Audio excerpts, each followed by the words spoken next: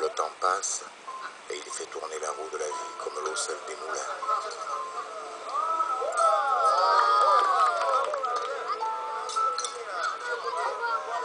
Cinq ans plus tard,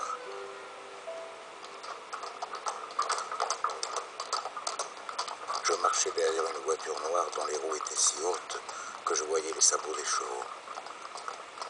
J'étais vêtu de noir et la main du petit Paul serrait la mienne de toutes ses forces. On emportait notre mère pour toujours.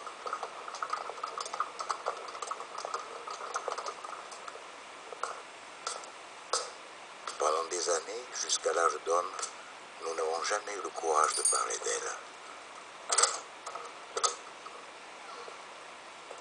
Puis le petit Paul est devenu très grand. Il portait une barbe de soie. Dans les collines de l'Étoile, qu'il n'a jamais voulu quitter, il menait son troupeau de chèvres. Il fut le dernier chevrier de Virgile.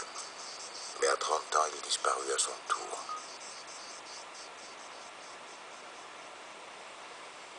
Mon cher Lily l'attendait depuis des années au petit cimetière de la Treille, sous un carré d'immortels.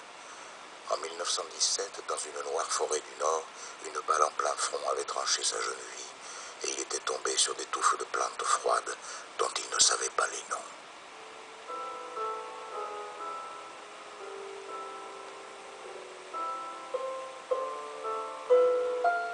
Telle est la vie des hommes. Quelques joies très vite effacées par d'inoubliables chagrins. Il n'est pas nécessaire de le dire aux enfants.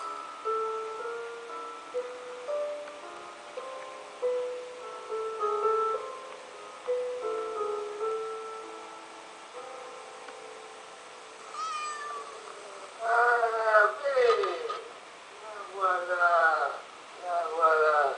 Tu l'as vu retourner la pomponnette et garce, salope.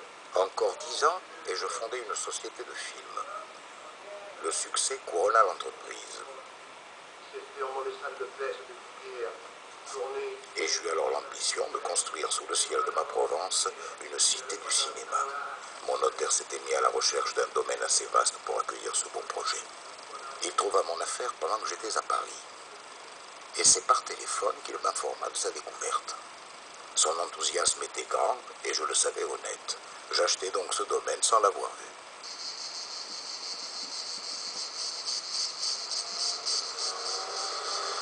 8 jours plus tard, mon équipe et moi allions prendre possession de la terre promise. Ce n'était pas un monument historique, mais l'immense demeure d'un grand bourgeois du Second Empire.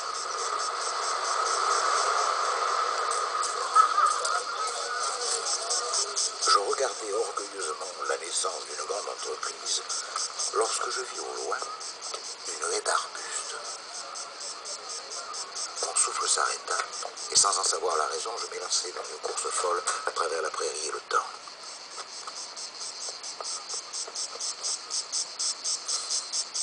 C'est seulement quand je le vis par-dessus la haie que je reconnus le château, celui de la peur de ma mère. Marcel! Marcel! Oui, c'était là. C'était bien le canal de mon enfance. Je refis lentement le chemin de mes vacances de petit garçon et les chères ombres du passé marchaient auprès de moi. Au pied du mur, tout près du canal, il y avait la porte noire, celle qui n'avait pas voulu s'ouvrir sur les vacances, la porte du père Villiers. Il me sembla que je respirais mieux, que le mauvais charme était conjuré. Mais de l'autre côté du temps, il y avait depuis des années une très jeune femme brune qui serrait toujours sur son cœur fragile les roses rouges du roi.